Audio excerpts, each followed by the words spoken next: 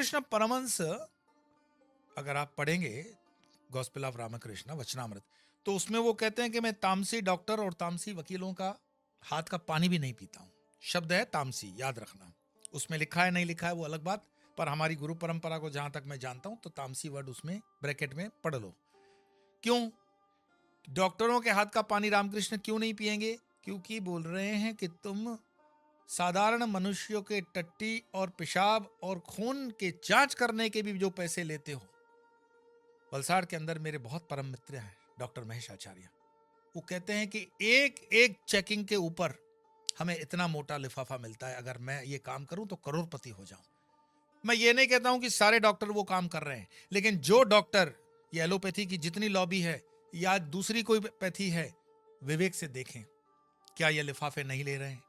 क्या ऊपर की सत्ता को पता नहीं है कि लिफाफे कहां कट रहे हैं?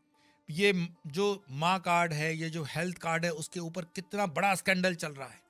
अरे जिस आदमी को गैस से दर्द हो रहा है उसके भी तुम हार्ट का ऑपरेशन कर रहे हो, क्योंकि सरकार 5 लाख दे रही है, लेकिन सरकार नहीं दे रही है, टैक्स पेयर पैसा दे रहा है। जिन लोगों का इलाज मात्र 1000-2000 के कंसल्टेशन से हो सकता था, उसको पकड़ पकड़ के एक बहुत बड़ा माफिया इसमें काम कर रहा है। सरकार को उस पर सीबीआई ईडी की यहां जरूरत है।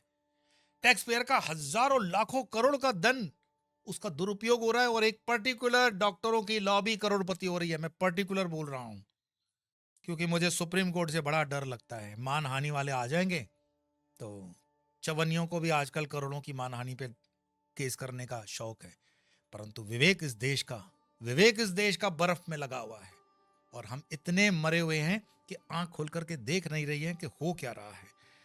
नमस्कार, नमो नारायण।